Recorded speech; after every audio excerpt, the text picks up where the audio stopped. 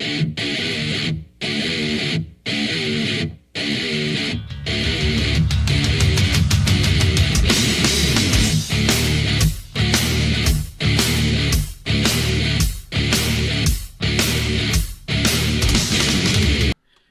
welcome to the Mo Sean podcast with your host Mo, Sean, and our guest Billy. I'm the podcast. Hell yeah! Welcome to the podcast, Billy. We got Billy Anderson on the podcast. He's hosting a show at the Warriors Garden with us called the Gateway Show. He does them all over the country. He's toured all over the country, been to every state. Oh, yeah. So yeah, we're really excited to have you on the podcast, man. Hey, man, thanks for having me. Yeah. So I guess the Gateway Show. What is the Gateway Show? The Gateway Show is a stand-up comedy show format that I've been doing for about 10 years now. It's very simple. It's stand-up comics tell their jokes sober. Then we take an intermission where we go to a quote-unquote undisclosed location. We get them as high as possible on weed, or at least as high as they're willing to get. And they come back up and we say they attempt to tell more jokes. Yeah. Because sometimes, they're good at smoking. They're like, finally, I feel so comfortable. I'm back. Mm-hmm. If we typically try to book people who are not necessarily the biggest smokers, so when they come back, they're different, altered. Yeah.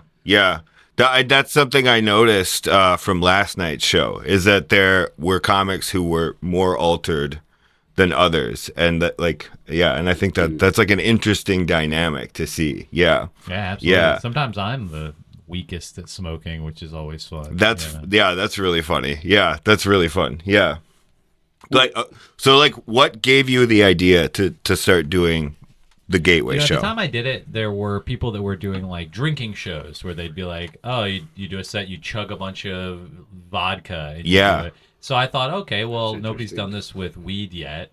There was a show in LA I found out later that started 6 months after us, so I'm sure they weren't influenced one direction or the other, called PIF or PUI, excuse me. Okay. Performing under the influence. PUI. That's funny. PUI, performing under the influence. They did theirs slightly different than ours, but the way I understand it is when we started, because we started in Seattle, which Seattle was the first city, and Washington the first state to truly recreationally legalize weed. Okay. Colorado beat them, did it around the same time, but beat them to getting stores open and things like that. Oh, I see. But because we were the first place that you could do it truly legally, we started around then. We early versions of the show format had come around then. So there just really was. I'm sure there may have been one-offs or people doing things. Doug Benson had been doing weed-related shows for a long time. But he was like the king of it forever. Yeah. As I understand it, we are the first people to have done the show format that we did. It just sort of came around because when I moved to Seattle, Washington, I grew up in the southeast, Augusta, Georgia, North Augusta, South Carolina. And weed was so illegal, still is. Yeah. So illegal there. So when I moved to Seattle, I would get my little weed and I'd carry it around like heroin in my pocket. And then I would be like, you guys want to smoke? It's like I'm asking if they want to do a bump. You guys, yeah. They're like, Billy, we can smoke. Like nobody gives a shit. Yeah. You can just smoke. Yeah. And so it made me laugh a lot. And then weed, because where I grew up, it was so bad, the weed you'd get would be horrible. So I was just constantly, anytime I would smoke anything, you'd after an open mic, you'd go, I'll go smoke with the guys. I'm a cool, fun guy. I'll go smoke weed with the fellas. And then I'd get so fucking high, I'd go nonverbal. Yeah. And so I just, to me, it was unique for me because I thought, okay, I'm bad at smoking. This will be a fun show. I'll get other people who don't really smoke. Yeah. We'll have fun with it. Now, granted, it was a lot more novel back then. Now it's much more culturally relevant to the culture of smoking weed. Before it was just a bunch of us getting fucked up. Yeah. It's interesting to me too that you have this weed centric show, but you're not like Doug Benson, for instance. You're not like a weed comic. Like a weed guy. Yeah. And I think that to me that makes it more interesting. I think so. And I think it makes it more anybody can enter now. It's not just for stoners. Weed is part of it. I think the problem that a lot of people that kind of bite off the idea do is it's almost always a weed guy.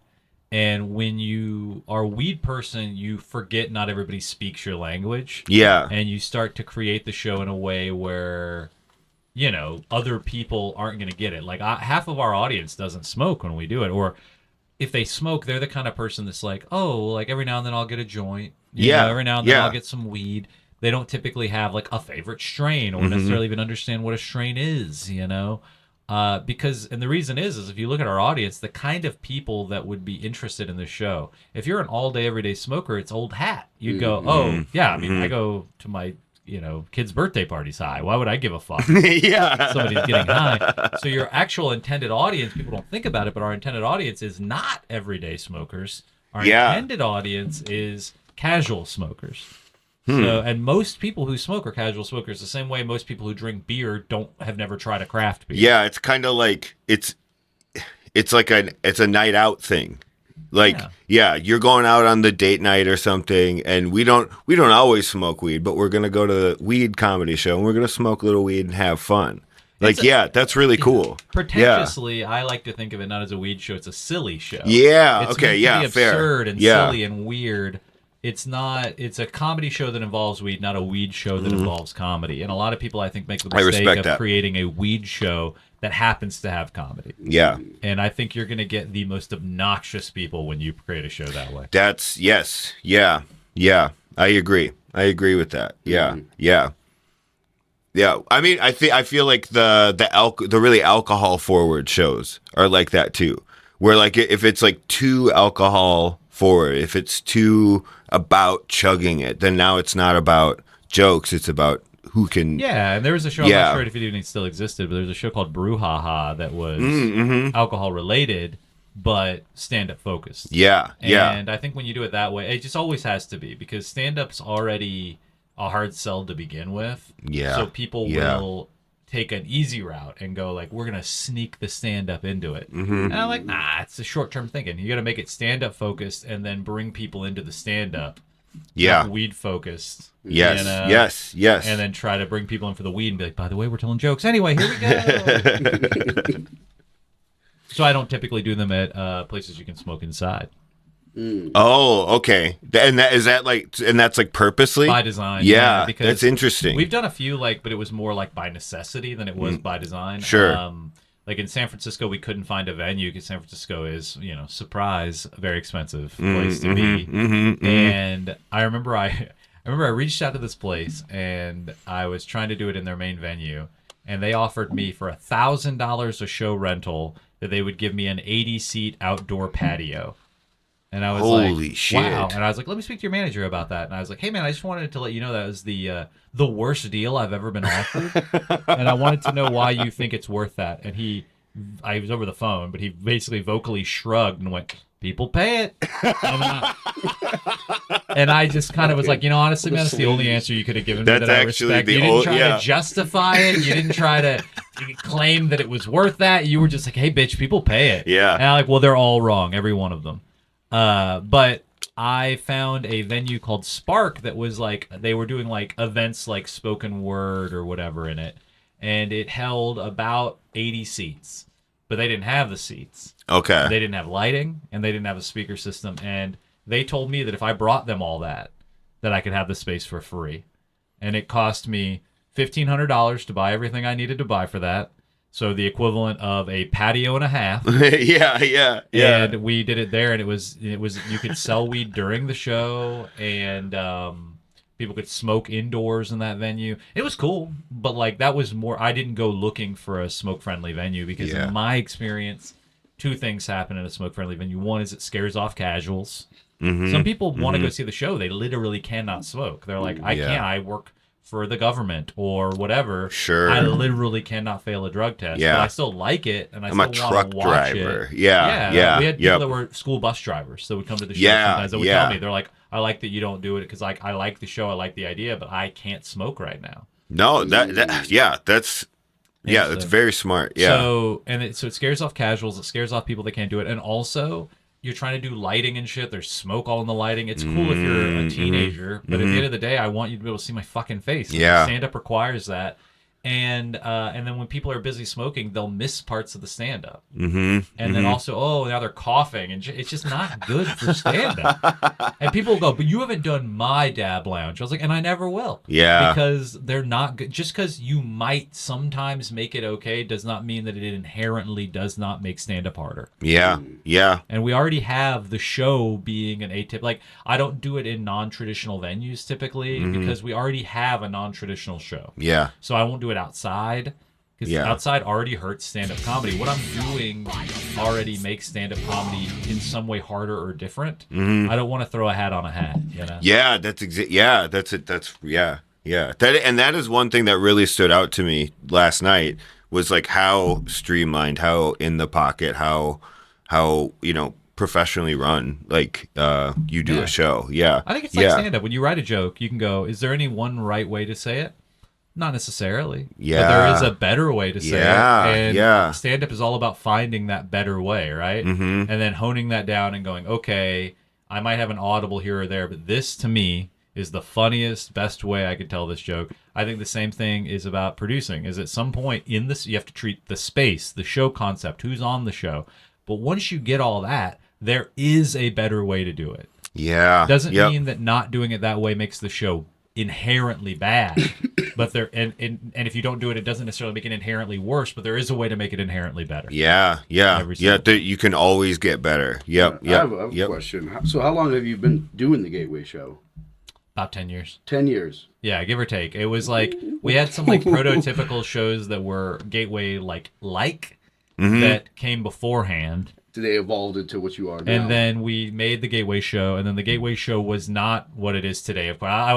I would hate to put off like that. Oh, it's always been this way. Of course. I've made changes as recently as 4 years ago that I'm like, oh, that inherently changed the show for the better. Like I do that thing at the end of the show where we go through the texts and everything. Yeah, I used to do that. So for people who don't know, so we'll halfway through the show, right? We do an intermission, so they tell jokes sober, then we take an intermission. Comics go get high. Audience can leave and do whatever they want, So they typically go get high too, and then we come back. And everybody goes up high. And then at the end of the show, I read through text messages that they sent me during the intermission. I'll ask a question like, what's the weirdest thing you've ever eaten while high? And then I'll go through those at the end of the show as like a wind down. And we'll give out some prizes and we'll go through theirs. And it gives them a way to feel like, oh, well, you'll have your chance to be important. Yeah. In the year of our Lord 2026, all stand-up comedy shows have to include something to make everybody else feel special. Yeah. And, people love to feel special. Exactly. It's actually about you. Yeah. But we'll go through that. We'll give out prizes. It's fun. People think, oh, you're gathering text messages. Not even really. I just Really? I don't use them. You're not data mining? I would have to get their permission. And I don't want people to. The main reason I do it via text message is people think it's anonymous when it's not. So they'll send something fucked up and I'll be like, oh, let's call them. You know what I mean? Or whatever. It's this perfect way for people to feel anonymous when they're not really. Oh, man. Yeah. And then they're giving you like more honest answers and stuff. They feel like, I'm a secret hidden person. No, you're not. I'll call you. Let's see if your voicemail says your full name. Yeah, they'll like Myra or whatever. Yeah, one person last night. They were like, hi, it's Myra. The iPhone was like, maybe Myra. I'm like, ooh, you figured it out. Yeah. But anyway, so I used to do that right after the intermission. I used to go up, ask the question, then right from intermission, I was doing it as a way where as they're coming in from intermission, we would like go through their texts and stuff. But that was better when we were in smaller spaces. So when you're in a place that has 50 to 80 people, and not everybody answers, you can get through it pretty quickly. Yeah. When you're in a place that has 500 people, suddenly you have to either take more time or start to like not answer every one of them. Right? So I used to do it right after the intermission, and it made a lot of sense. But two things happened. One is if it went really well, it put a ton of pressure on the next comic. Oh, yeah. And then the other thing is it put a ton of pressure on the final comic of the night because they were the end of the show. Yeah. And when you're telling people get high, don't worry how it goes, then they're the last person. They're like, well, I don't want to bomb the final thing. Yeah. And so about 4 or 5 years ago, right after, I think it was either right before or right after the pandemic, I was like, I'm just going to do it at the end. And it was like once I did it like twice. I was like, oh, this is the way it should have always been.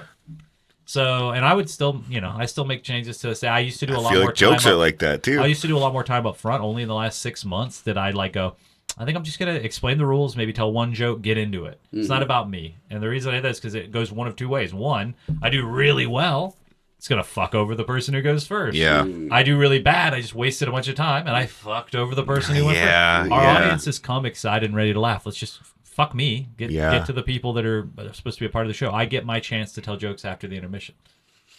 So. Yeah. So anyway, I guess my point is more just like there's always like no matter what we're doing, there's always room for improvement if you're paying attention. Yeah. Well, and like you were just saying, like, moving that piece from the middle to the end. It's like you do that with jokes. Like, absolutely. It's like you'll be doing a joke. That's something I realize I do a lot is like when I first start with a new bit or a new idea, I almost always realize I'm telling it backwards. And then I flip it around and I figure out like, oh, that actually works better now. You know? Yeah. So a little jumping back to you talking about how it's kind of like jokes. Before. I think it's all like that. There's always a better way to do it. Yeah. Stand-up comedy is all about finding the best way to do it. And people go, well, there's best. It's so objective. I'm like, yeah, it's what I think and what the audience agrees with. And so I think stand-up showcases should be like that. I think there's something beautifully perfect about host, feature, headliner. I think there's a reason why culturally it's been the way we've done things. Yeah. Sometimes you do 10, 20 an hour. Sometimes you do 15, 30, 45. But there's a reason why it works. And there's a reason why it's been done that way. And the only real difference globally is Canada goes feature level act in the host position, host level act in the feature position, headliner. Interesting. That's how they do it, but they still do host, feature, headliner. Yeah. Only in America do we put our weakest comic up as the face of the show. Which I get why. Like it's a cultural thing. It's how we build comics. We go, hosting sucks. Yeah. Make the new guy do it. It's like a little bit of a meritocracy thing. Yeah. Which is very American. Yeah. And it sucks too because you go becoming a great host does not make you a great comedian. It makes you a great host. Yeah, it's almost a different skill set. Translatable. I've met some amazing hosts who were ass comedians, but they were perfect in the MC role. And I've met some amazing comics who couldn't host their way out of a paper fucking bag. Yeah. Yep. And so in Canada, it's more they put the more established person in. It's like headliner is the most established. Next most established is host. Yeah. Then your feature act or whatever. But what do you think makes a good host? I mean, it's so many things. I mean, I would say like number one is likability. You need to be everybody's friend. Like who I am as a comic, not hosting is a very different, much more confrontational, much more willing to not be loved. You know? Yeah. And as a host, I can't risk that. Like I need them to know no matter what happens, I'm coming back. Yep. I'm coming back and they love me, so that's okay. I've got to be the face of the show. I've produced a lot of shows. I've never put my name on any show but this one. This is the Gateway Show with Billy Anderson. Yeah. Because it is, if you look at the actual raw time on stage, I'm half the show. Yeah. Pretty much, give or take. I'm like 45 minutes of the show. Yeah. So it does rely on me to be who I am to make it what it is. And I think that like, other shows, if I'm just putting them on, I just happen to be the host. And anybody could host it, right? This show, I don't think it would be the same with a different host, So, yeah, I agree. So I think like, you need to be likable above all else. You need to have good energy. People go high energy, just good energy. High isn't always great. You know what I mean? It's like songs can be amazing with a high beats per minute, but they can be amazing. They can still have huge energy with a low beats per minute. It's how you utilize it, right? So you need controlled good energy. And I would say you need to, the number other big thing is you need to remember it's not about you. That if you're hosting perfectly, everyone else should inherently be doing better than you. Yeah. Because if you're doing the best, you're either failing as a booker or failing as a host. So. Yeah, that's incredible advice. Yeah. To anybody who's out there trying to host a comedy good mentality show. for people. Like, don't hate yourself when you're hosting. It's a whole different skill. Yeah. If they love you the whole way through, you've done a great job. You shouldn't be getting the biggest laughs of the night. Oh yeah, you don't want to bury the feature and like have them have to dig at it like you doing stuff. And but if that is happening, then it's either A, you need to be pushing yourself to move beyond hosting. Yeah. Or B, the booker needs to do a better job of booking stronger comics to go after you. Yeah, absolutely, And that's why I stopped doing as much up front, is because at the end of the day, like I've got jokes built into my explanation of the show. If I feel it, if I feel that twitch in the back of my head that says they're ready, then just move it on. Like telling them a joke isn't going to make them more excited than they already are. Yeah. Let's just bring on our guest spot. Let's bring on our first comic. And because I've been doing comedy a long time, if I'm putting on a guy who's been doing comedy 3 years and then I bury them, yes, then it actually makes them less confident in the show because they're only buried in comparison. It doesn't mean they're bad. If I had just let them have the spotlight, they would have gotten more laughter. It's not like they got the same amount of laughter. Like they're comparing them to somebody who's been in comedy full time for their like it doesn't set them up for success. And it's not that I'm so great. It's just that's just the nature of experience in a field. So yeah, absolutely, yeah. You have any more questions, Mom? Yeah, I do. Podcast over. We'll be back after these commercial breaks. Ice. Why are they so great? Sorry, guys. They paid us. They paid us for this. We're one of the Russian podcasts that's getting paid off. Yeah. Apply for Ice. Do you have a GED? We'll hire you. Yeah, wasn't there that journalist that like got hired like immediately? Like she put she applied and then they like called her up. Lied about a bunch of stuff. I never checked anything. Come on down. I don't know. Journalism's not getting a lot of money. Are we sure they just weren't trying to get a job? That's I'm undercover. Wink, wink. Oh, my blog's not making the 50 cents it used to make a month. Yeah. Oh, fuck it, journalist.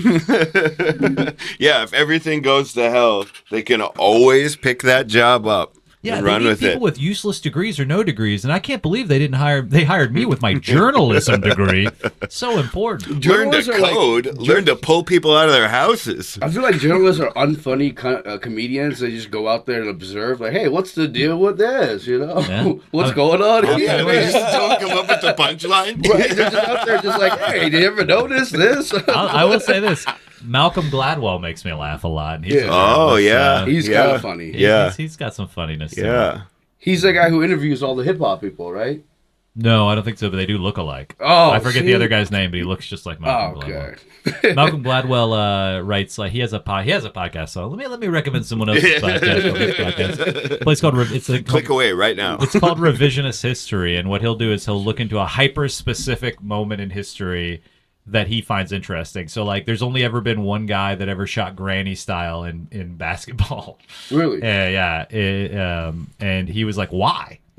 And he interviews that guy. And that guy, he got paid by a team to like help out one of their players who could not shoot free throws to save his fucking life.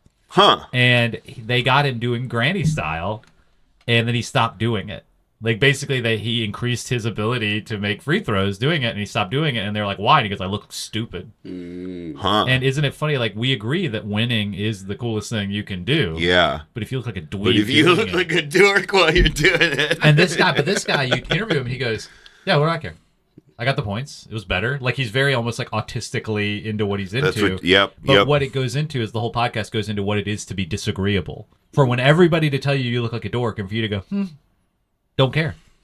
That is the way you got to be, though. So that's what he goes into, and I found it to be like super inspiring to me, like as an artist. Yeah, is this idea of like, what do you do when everybody else says you shouldn't do it, and you go, yeah, but I don't. You're wrong, and I don't care what you think of me. I want to win. Yeah. They had another one about a phrase called "pulling the goalie," which is I don't know anything about it beyond what he's told me, so it could be completely wrong, and he's making fun of me by making it up. But in hockey, I guess there's this idea that when you're like a minute from the end of the game, if you're down like 2-3 points, you pull your goalie and put in somebody else, have an extra player on offense. Sure. And they did some studies, and they were like, statistically, if winning and losing is the same no matter what. So if losing by 100 points and losing by 1 point doesn't matter in the grand scale of things. If like you're not making less money losing that much. Sure. You don't get worse points at the end of the year. Yeah.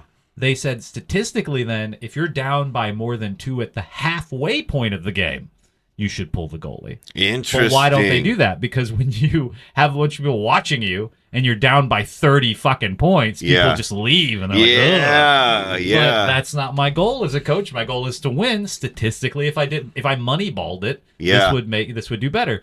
And again, it's a little bit about disagreeability. Why do people do that? Why don't they make that hard decision if statistically nobody will do it?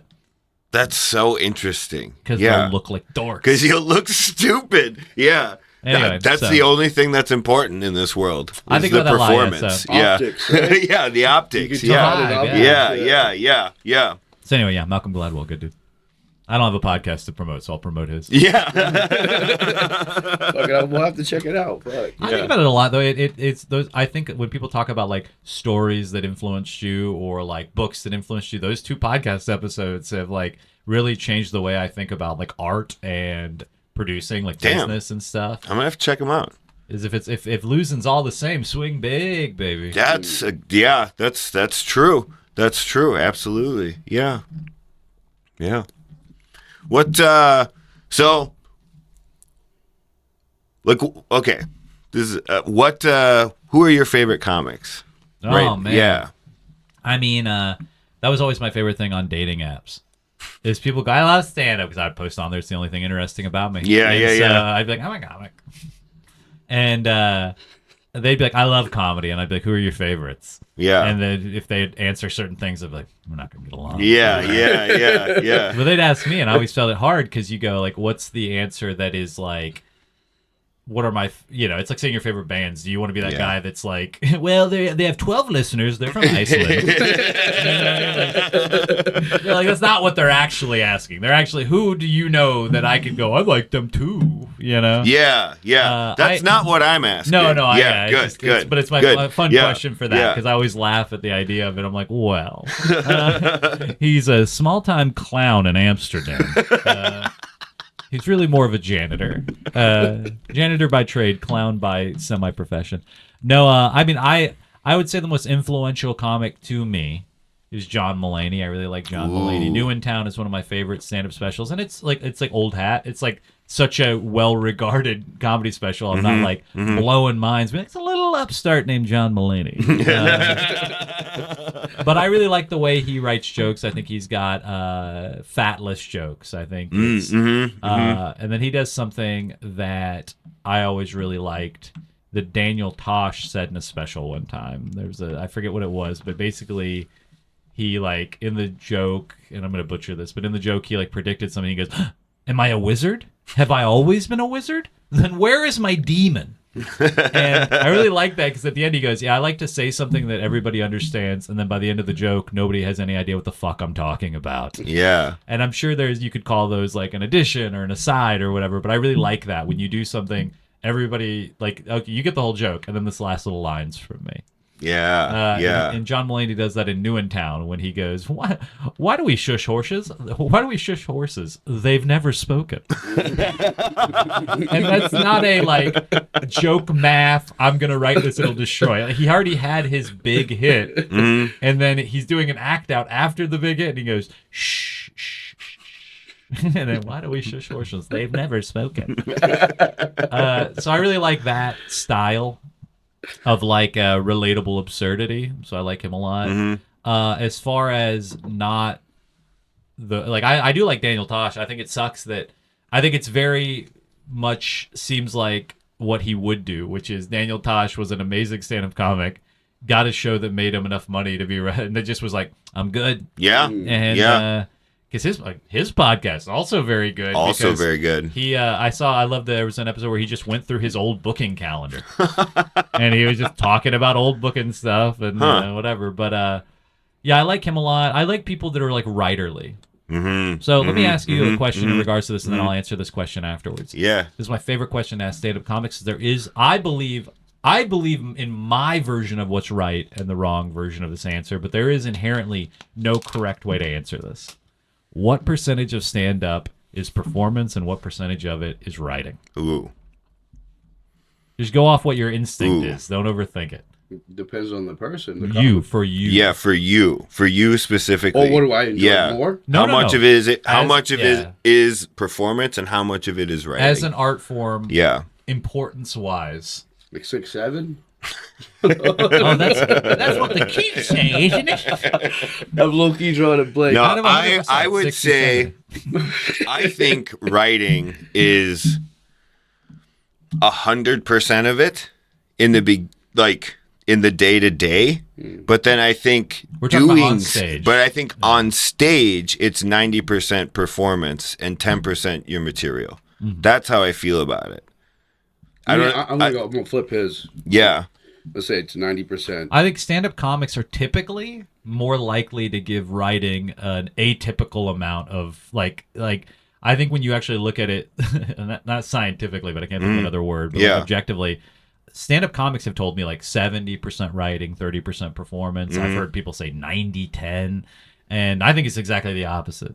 Because a person who is 100% writing is a writer. A person who's 100% performance is still a stand-up comic. They might not be a good writer, well-regarded one, but this is no disrespect to Sebastian Maniscalco, but he's far more performance. Yes. Dane Cook at his height was 80% performance. Because I'm not going to sit down and go, here's this funny joke by Dane Cook about his fingers. And, he was talking to the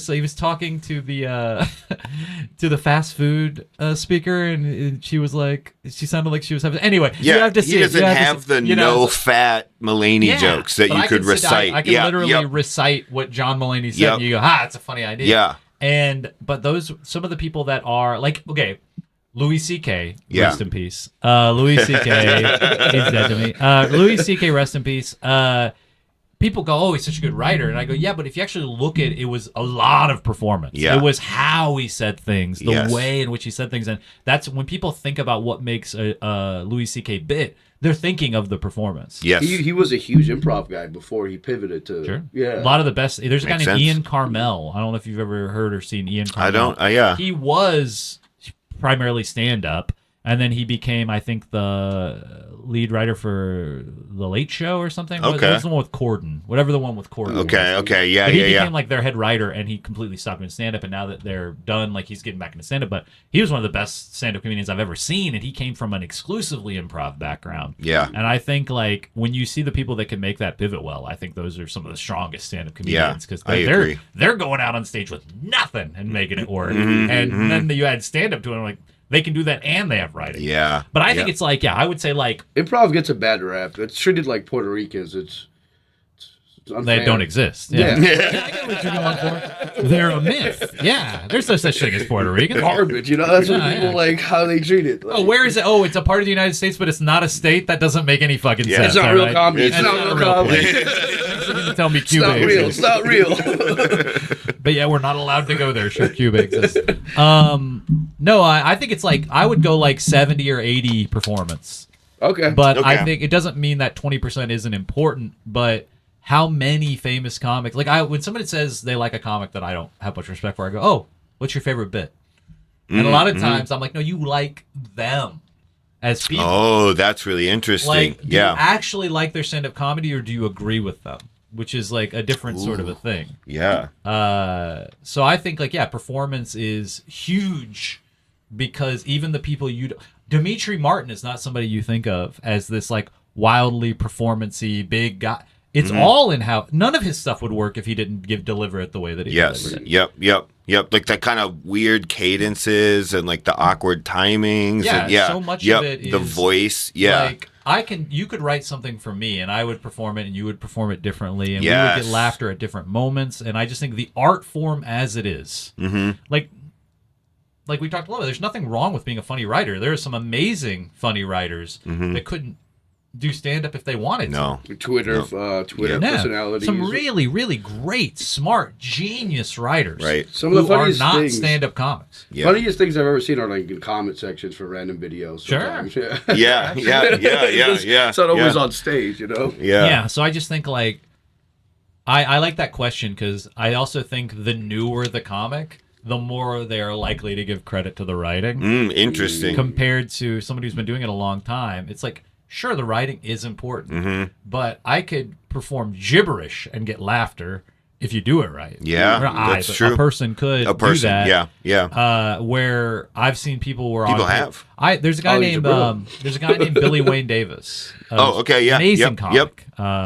And I'm sure this is public. Like is he from Seattle? He spent time in Seattle. He was friends with Ralphie May. Rest in peace. Yes, he was an opener for Ralphie May, and they were really close. And like they're both from the same area, part of the country. Okay.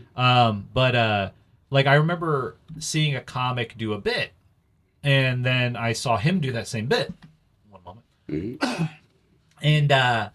And so I asked, and he was like, "Oh, I bought that joke," and I talked to the guy. So he bought a joke, which is like I think was much more common back in the day. I think so too. But the idea of the joke was perfect for him, which was he said he heard somebody say, "Oh, I haven't seen XYZ or whatever in a coon's age," and the guy the original writer goes, "Oh, you can't say that," and he goes, "No, it's not racism.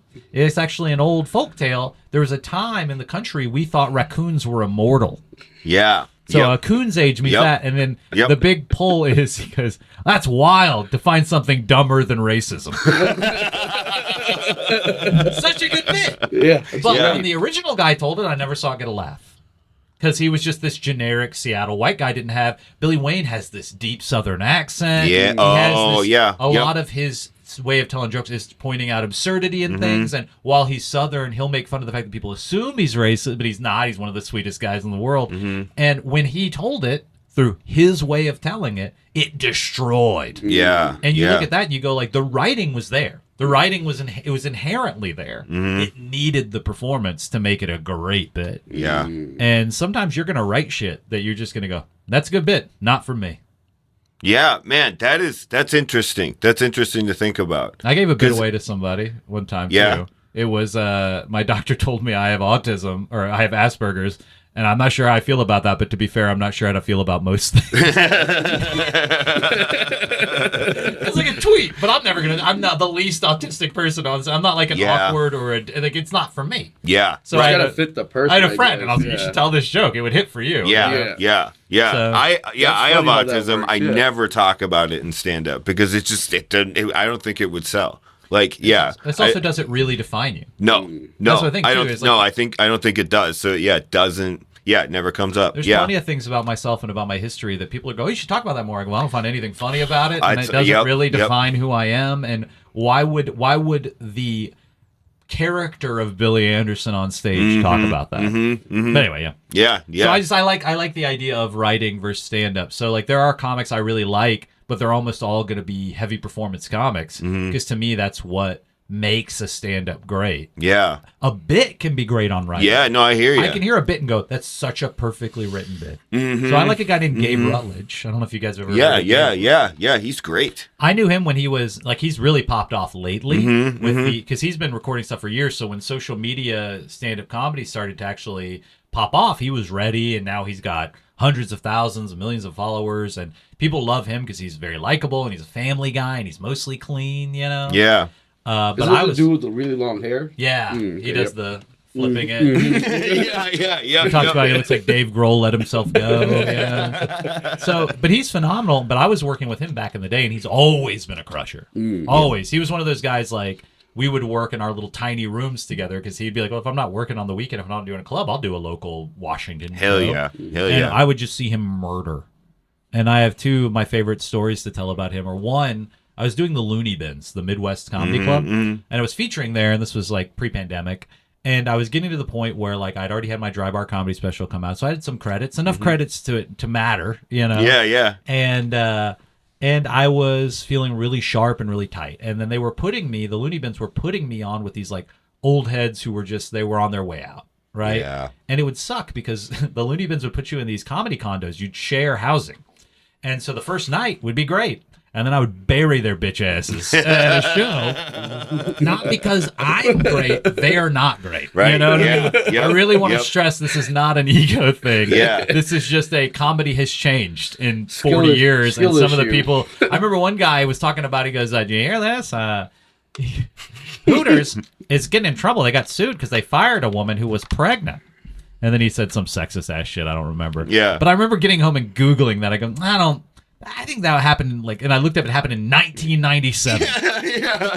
And I was like, this motherfucker is still doing jokes. 15 years on. Yeah. So I was complaining to Gabe about it because he's who got me into the loony bins, and I told him, I was like, I think I'm about to stop working for them. It's like, they won't move me up. They won't give me like an off night to prove myself. It's not like these other guys are selling out tickets either. I'm like, move me up, coach. But in their defense, you have this guy who's been running the club for 30 years. He's known these people for 30 years. It's got to be a hard thing to tell somebody they can't work your club anymore. Yeah. Right? It's or what a lot of people do is they'll start making you instead of coming in every year and a half, now you're every 3 years or whatever, right? Mm-hmm. So I was even begging them, just put me with better comics, for Christ's sake, Yeah.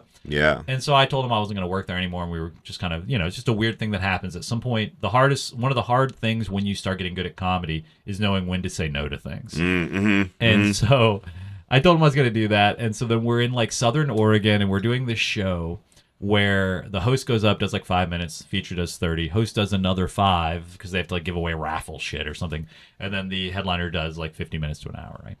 So I was just off of doing a big run of shows, so it was real sharp. I had my 30 minutes honed in. Yeah. And I crushed. I did really well. Yeah. So Gabe comes up to me right as the woman was like getting ready to get off, and I could tell he was like timing his thing. I was like, what's he doing right now? And he goes, hey man, I just wanted to let you know. And he's looking up at the thing. He goes, watching you tonight and seeing how hard you crushed, I can see how a headliner would have a hard time following you.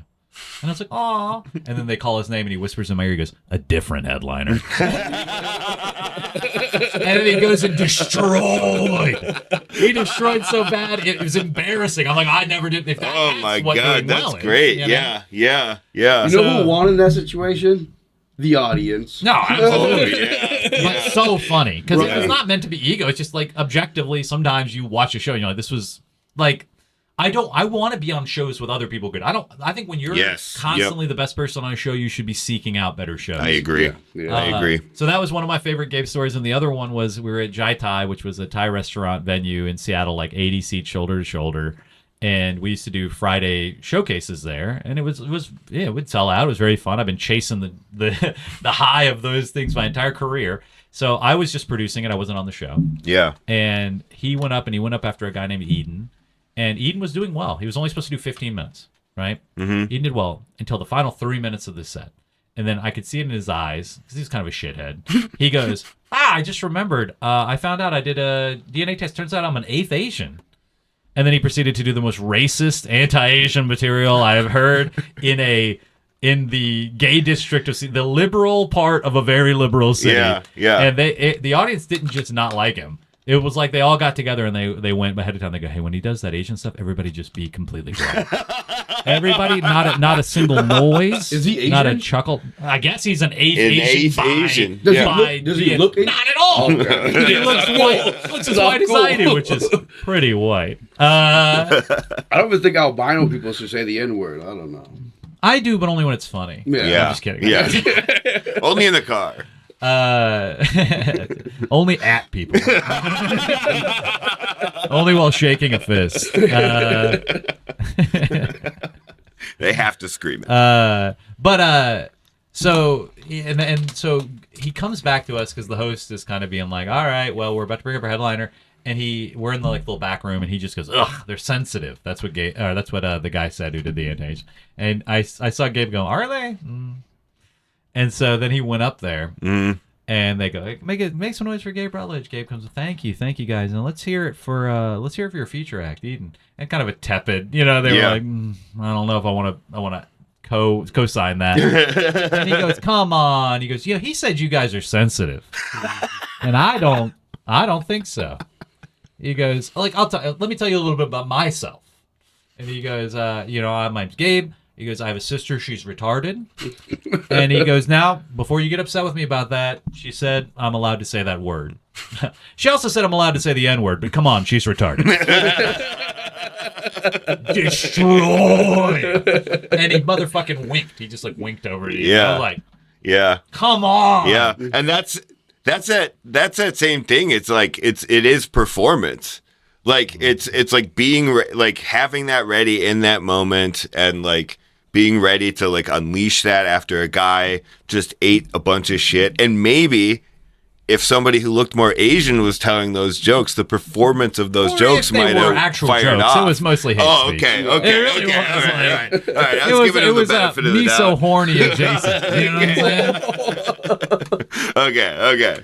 All right. Anyway, I love him, and I think like a lot of the comics I'm a big fan of are, like I said, Ian Carmel. I saw him do that same room, and he got an encore demand from the audience, a natural, unplanned, unrequested standing ovation demand for an encore. That's wild. From I've never seen it before or after. Jeez. This motherfucker gets off stage after that. Before they started doing that, he goes, "Did I do well?" I'm like, "Fuck off, Ian. Of course you did. You need me to say it after that?" But he destroyed. He was amazing. One of the best. And so I look at that, and it's just like, I'm not sure. Like, I haven't seen Gabe in years. Who knows? What he's doing now. I see clips and stuff. He's amazing. He's just as funny as he ever. King of the callback. That man, effortless callbacks. Oh. The kind of things where you're like, so you wrote that whole thing, and he's just like, I mean, the jokes, it just sort of naturally comes up, and he's king of the callback. Yeah. I love a callback. Oh, he's so good. If you ever get a chance to see Gabe Routledge, not necessarily the most famous comedian in the world, he's a guy that I would say anyone go see him. He's funny no matter who you are. Hell yeah. He should be hyper. There's proof there's no such thing as meritocracy in this world, or Gabe would be one of the most famous comics out there. Yeah. That's the truth, I think, with a lot of comics, I think, unfortunately. Yeah. Yeah. You gotta go suck Joe Rogan's dick, and then the doors will or you can have integrity. It's the choices. I'd make him stand on a little stool. Yeah, he might have to. Stand on a stool. Yeah, he can hump the stool. I'm on my knees, but you're gonna have to get on that stool, my man. Same stool you hump. He can use Tony Hinchcliffe as a stool. Luckily, all things come and go, and there will be a day in our lifetime, if we don't die soon, that we will see that gradual fall. Even Oprah didn't go out at the same level of fame that she was at her height. Kill Tony can only be. Eventually, they become the man. Yes. Joe Rogan came up because he wasn't the man and he was speaking truth to power. Kill Tony was cool when you couldn't say those things. Now we all say those things. Now they are the man. Then the backlash comes. I think, in my opinion, this is my psychic prediction, is I think Stavros is going to be Stavvy's going to be the new guy. And I felt it the moment, and I don't have any problem with Jordan Jensen. I think she's phenomenal. I think she's very funny.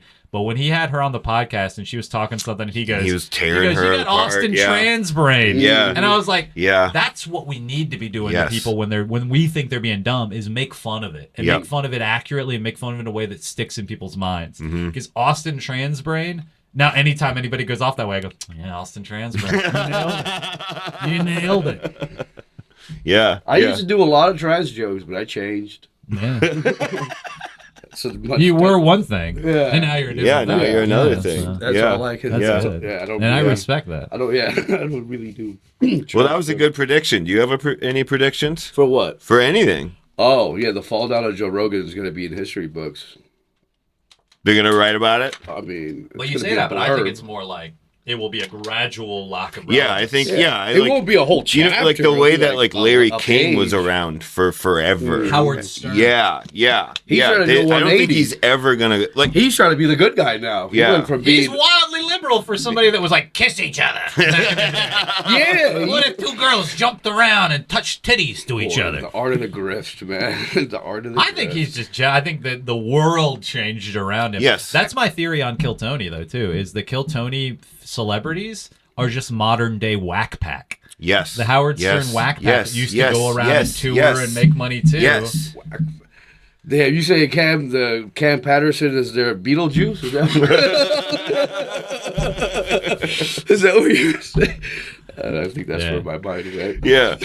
I'm just saying. I think he is. I think he is the Beetlejuice. You ask those people that love those guys. Which, again, I don't fault them that. It's not that every one of them is bad. And some of them are not great. But, what are your favorite jokes by them?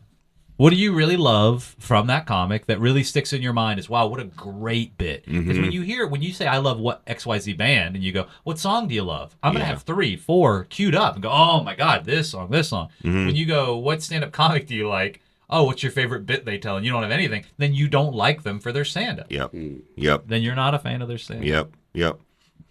Might be a fan of the performance. Yeah. Or just who they are. Yeah. Yep. Yeah. Or I think some of it too is like the presentation of the show Kill Tony. Sure. Where it's like they're being presented as these like sacrificial lambs for the better comics, the good comics to like make fun of. But if they make it through the humiliation, then we like you now. What's that thing that they claim that all celebrities go through? It's like a humiliation ritual. Yeah, it's a humiliation. Yes, that's what it comes off to me. That whole idea that what was it Cat Williams said that every black actor that comes up, they make them dress as a woman in some movie or something. Yes, yeah. Every comic has to do Kill Tony. The humiliation ritual. The humiliation ritual. And you have to say a slur so that way you can never claim you're better than us. Yeah, yeah. And we can always cancel you in the future it's for right it. There, right. Yeah.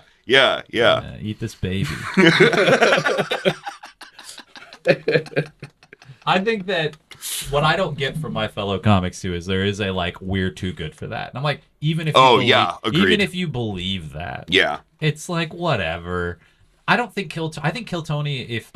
I don't think a lot of the people that are fans of Kill Tony were ever going to be fans of stand-up otherwise. I think that's true. And true. if we can trim off 5% of Kill Tony fans and make them legitimate stand-up comedy fans, that's people absolutely that true. have a favorite comic that, again, this is I would argue, I'd arm wrestle anybody about this, which is it's just a different thing. Yeah. And that it's not traditional stand-up. Why? Because, again, they can't list their favorite comics. These comics are not 45-minute Mondo headliners. No. They're not. They might become one day, but they're not. They're making celebrities. They're not making amazing comics, right? So if we can trim off 5% of their fan base and make them, then it's a net positive for stand-up. I don't believe even people are like, oh well, they're taking slots on the weekends. Yeah, okay. Well, so's Rob Schneider.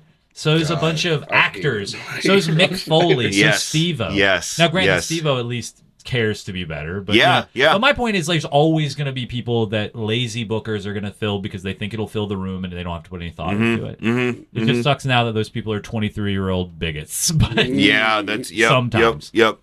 Fucking some Nick Fuentes ass comedians out here. I don't know if you know about the Canadian dude, Ben Bacchus or whatever his name is. Yeah, that's everybody's hearing about him for the first time right now. I followed it for a while, then I was like, it's just too racist. Too Canadian. Yeah, it was like, it was just like grifting, but like with pauses. I wouldn't call them pauses. It's like pauses. Grifting with pauses for laughter. And then people start laughing like, yeah, dude, we don't like it. Okay, how much money would you have to get paid to do a Turning Point USA rally? He would do it. He would do it for the love of the game. Two different numbers. He would do it for free. One, you can't say certain things. One, you can say whatever you want.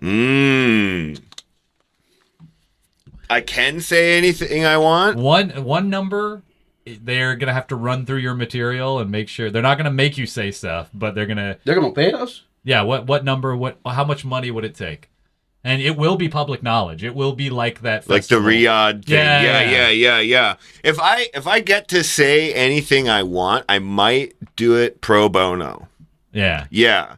Just for the you'll make you look good if you don't take their money. Yeah, you just use their platform for your own troll. That's actually a great idea. Yeah. That's integral. But that's what gets me about some of these guys. Is like they're not even attempting to push the envelope. That's what yeah.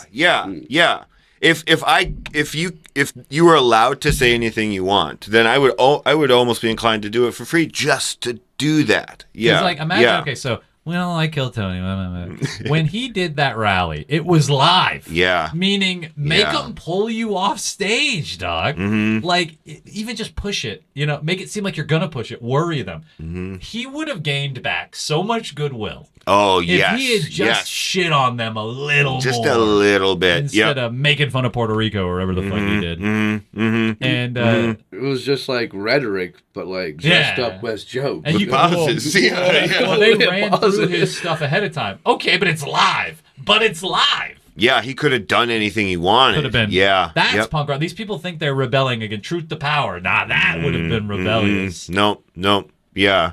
It's not truth to power when the guy is literally president. Be like Michelle Wolf at the DNC. And so, you know what I mean? Like that was she great. gave people shit and she's like, that's punk rock. That's rebellious. These people are just bootlickers. Yeah.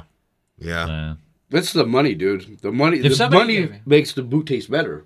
Yeah. I feel like it's the money. It's the condiment. If somebody said, Just a little money on it. I don't know the number it would take for me. I don't know. Yeah. Because it would have to be enough that if I don't if wanna I be got broke completely again. and utterly canceled, that I'd be fine for Yeah, at least That's 10 years. yes. Yeah, Yep. You're set for life. You're set for life. Yep. Yeah. You have to set me up for life. Yep. Yep. And I That's still fair, feel I like guess. I would probably have to at some point, like, you have that shithead comic instinct where you'd have to be like, I mean, but come on. I mean, but you're all full of shit, right? I'm going to need an ICE agent to shoot me off stage in order to get me to shut up. It's too cool. It's too fun. Yeah. I'm broke either way. So I might as well go and make them get them to pay me up front. Half up front, and then I'll be like, that half's all I need. Yeah. Yep. Yep. I'm gonna leave this half to my family. Yeah. That way, if you do shoot me in the head on the way off the stage, they're set. Yeah, they'll be happy. They're better off. Yeah. They'll be all right. He's got a right for But I don't even think cancel culture is really like as strong as it was or as real it was, because all those people who did the comedy festival in Saudi Arabia, I don't think anything happened. I don't think their sales or ticket numbers are going down after that. Well, think about this. Okay, so if you're rich enough that you're yes man rich, you got enough money that you're yes man rich. You're Pete Davidson. Not a whole lot's hurting you. No. In general, No. all you have is public opinion. Yeah. So the fact that a non-zero amount of people every time he posts something are gonna go, yeah, but you did that festival for the people who killed your dad for the rest of his life. Yeah. That will hurt him more than it would hurt someone like you or me, where you're like, oh, bad comments, what do I care? Well, his life's so good, that's almost the only thing that can hurt him. Yeah. So It's like the princess with the pea in the bed or whatever. That little bit. He's got such a nice bed. Yeah, we're over here begging people to leave hateful comments on our thing just so that we'll get What I do comments. is I always pin the most hateful ones. Oh wow, we're gonna have a People winner. are going to destroy you. Yeah. Good yeah. luck. Those are my favorite comments actually, is the ones that of people who don't like the podcast. That's my favorite thing. Go ahead and comment. Yeah, We'll read them next podcast. We'll read the best ones. Send us an email. Tell us how much you hate us. Give us a call, everybody. But not me. But yeah. No, not him. No, he didn't do anything. Yeah. No, I'm weak emotionally. It's so I think that there is like Louis C.K., right? His fuck up was he tried to become Secret Life of Pets Louis C.K. He tried to become children's entertainment Louis C.K. If he had just stayed a scumbag, then none of that stuff would have canceled him because he wasn't reaching high enough. And people go, oh, is he canceled? He's not really no, he's just back to where he was. It's like what we were just talking about with Pee Wee Herman. Yeah. If he wasn't a kid's show guy, nobody would have cared that he was jacking off in the theater. Yeah, was it he was on Parks and Rec, Rob Riggle? Not No. Anyway, there's a guy that like in the 90s he was a like heartthrob actor. Oh yeah, I know who you're talking about. Yeah. And then I think he got caught in like a sex tape with like a trans prostitute or something. Like, I forget what it was exactly, and I could just be making this up. But, yeah, you might as well. But point is, he stopped being able to be heartthrob, ladies' man, whatever, right? But then enough time went by, and people were just like, "Hey, you're not that anymore. You're fine." I called it with Louis C.K. early. I was like, everything he does is like self-produced. Everything he does, he's only as canceled as long as he wants to be. Yep. The problem with, and I feel this way about, not to get too political, about the general strike stuff, is that the problem is in a capitalist society where we don't have actual ramifications for these things, is there will always be somebody that wants to give him a comedy club. There will always, and you go, at some point, not supporting them all is A, a full-time job keeping track of, and B, you're just denying yourself. There are too many other people that don't agree with you that will support them. Yeah. Yep. And so, yes, did he lose millions of dollars? Sure. But the idea that we can just make people disappear.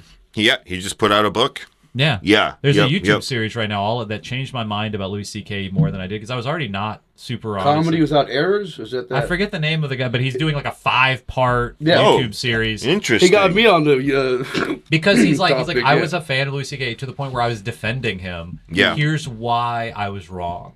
That's the whole comedy series. Oh, and it really goes interesting. into details about how what we think he did worse. He's just hired PR people to make us think it wasn't that. Okay. And B, he's shown no remorse. No remorse. Didn't apologize. He's like, Never fuck it. actually apologized. Never changed his behavior. And basically, it's just one guy going, I really supported this guy, and time has proven me wrong. Here's why. And it's like 5 hours. Wow. It's like, Wow. I got Wow. into it. I was like, it's really well done. I was like, Yet another thing I'm saying. It's not my thing, but it's what I'd like to plug.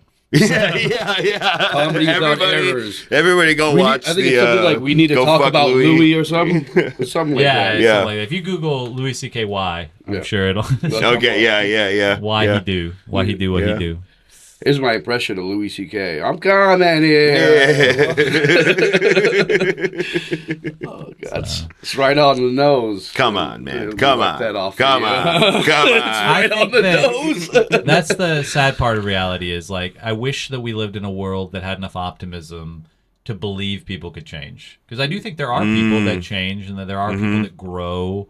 And, you know, I grew up in the South and then I moved to Seattle. And while I was the most liberal person I knew in Georgia, it took like I had some opinions that I'm sure like I needed Seattle to teach me more that I wasn't aware of. Absolutely. You know? Yep. And I think that it sucks that cancel culture is all or nothing. Yeah. When I wish we could go, hey, this sucks. And there probably are a lot of people that never get to the point of being canceled because someone comes to them and goes, what the fuck was this? And they go, oh, shit, you're right. And then it never becomes a big thing. But we only see the ones that fight it. Yeah. only Yeah. see Well, the that's ones that also are true. Yeah. taken Yep. down, you know? Yep. And I think like accountability culture is a good thing. But the idea that we think we can keep anyone locked in a basement just because we don't like what they've done spits in the face of capitalism for good or for bad.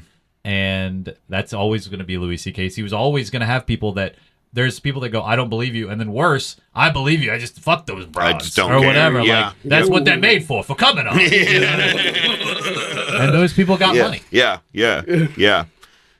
If I had your kind of money, I'd be checking off on people too. Oh, I'm sure they were so sad to have a rich guy jack off on me. Please jack off on me, Louis C.K. Please, Daddy Louis. And that's what it is. That's what it is. Is they imagine themselves enjoing the situation. That's that old adage, all Americans are just temporarily embarrassed millionaires. Yes. Yep. Yeah, there's a wait on the bake wire to come through. So we have a gambling epidemic in this That country. PayPal. Yeah. Gambling's going crazy, and most people lose. Like It will be. I think Again, another psychic thing. 90% of people lose everything. It will be the epidemic of this era. Yeah, no. Gambling is everywhere now. Yeah. And it's easy. You can bet on everything, and it's all online, and it's all immediate, and it just hasn't been big enough for long enough for them to gather 1 million people or 1,000 people and go, look at all these people lost their homes. Yeah. It will be like when we look at cigarettes before we knew they were bad. Oh, Or even the gasoline streaming, or how whatever. everything went from cable to now everything is streaming. Every fucking thing is a new package. Gambling, everything in life is going to be gambling. They're going to be embedded into everything. Yeah, TikTok, social It's media, only it's all gonna get bigger. gambling. Well, it's all going to get bigger. Yep. They're not going to cancel gambling. They're making too much money. I never see ads. I like stream or torrent or whatever the hell I'm going to watch. And I went back home for the holidays. And then I was watching a football game with my dad. And every other ad was for the gambling app. Yeah. The football Yeah, game. yeah. So the NFL has no incentive to stop it from happening. No. They're making money off The of more that. they push, the more they get. And so it would have to be a government ban. And sadly, The government is progressive getting policy money, pushes too. are not what our country's known for right now. Yeah. The money, they're turning off a money faucet. They're like, whoa, why are you doing that? Yeah. This is free money here. Like, It will we're be never the going to do epidemic of our that. time. My favorite is like the slot machines in the gas stations. That is my I've that's seen it. like it's just like a marker of like the type of like city you're in. Like you go into the gas station to get a pack of smokes, and and you just see the people like oh my god, In the hotel room. in the hotel room. We'll put it up. I brought it with me. We'll put it up on the screen. But yeah, in the hotel room. That's it's a fucking nuts. addiction. Holy shit, that's wild. That's AI. That's got to be AI. Everything can be. I don't AI believe now. anything anymore. Everything's AI. I hope so. Yeah. I mean, it's probably in Vegas. It's probably some fucking hotel that has a casino downstairs. They're like, yeah, bring a machine up. bring it up for bring you. one up for me. Well, They it's set that it idea on of- wheels. Y'all have heard of like the term whales before when it comes to Yeah. that? Yeah. So Yep. in like online gotcha games and stuff like that, they don't. You think, oh, this is so stupid. Who would fall for this? Well, you're not their target. Your target is one weak person with a ton of money. Like they say, like less than 1% of people pay 99% of the money that those people make off of like gacha games, off of like Call of Duty boxes, off of like all these things. So this is the same reason why, like when you get a scam email, you go, "This is so horrible. Who would fall for this?" They intentionally make them dumb because they don't want to waste their time with somebody who they're trying to trick. They're assuming you're already mentally ill or dumb and happen to have money. Yeah. So You've got money is like and the dementia. gambling thing. Sure, most of us won't be addicted, but a small percentage of us will ruin our entire fucking lives. Well, and that's what I'm saying is that like those you go to the ones with where the slot machines in the gas station, and there's people living in the fucking gas station just cranking it all day, just ruining their families' inherited wealth. They're there for shift change and shit. Yeah. They should make them the manager. Like they're there, you know. Yeah, so. You could gambling you is write fun, the like schedule once while in a you're sitting while, there. like you know, like doing like anything that's like, you know, not like small. fantasy football with your friends. Once in a while, and stuff, yeah. Like, but if you're playing doing it poker all with the your friends, time, it's an addiction. when it's at your fingertips and there's no limit on how much you can spend in any one moment. Yep. And there are apps that are not just out there, but being shoved in your face. If you can't watch football and they're literally going, "Yeah, you were right about this. You know, you could have made $100 today." Like they're incentivizing you to get on that path, and they only need 1% of you to become addicted, because then there's nothing stopping them. Oh, and also, if you're really good at gambling, they're called sharps. They'll kick you off the platform. Oh yeah. They literally have other people, like they'll come to their buddy, like, you sign up an account, I'll give you the bets, and we'll split the money.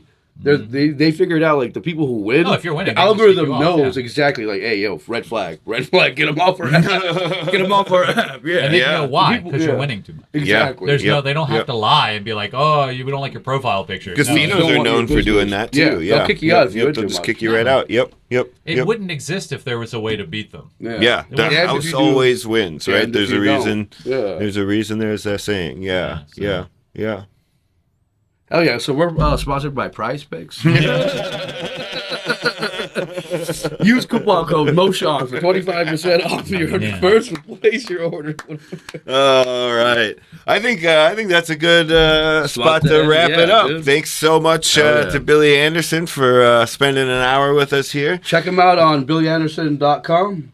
And the GatewayShow.com. Gateway Show. Yep, we'll put them up .com, on the screen. Everybody have a great day. Thank you. Go fuck yourselves. No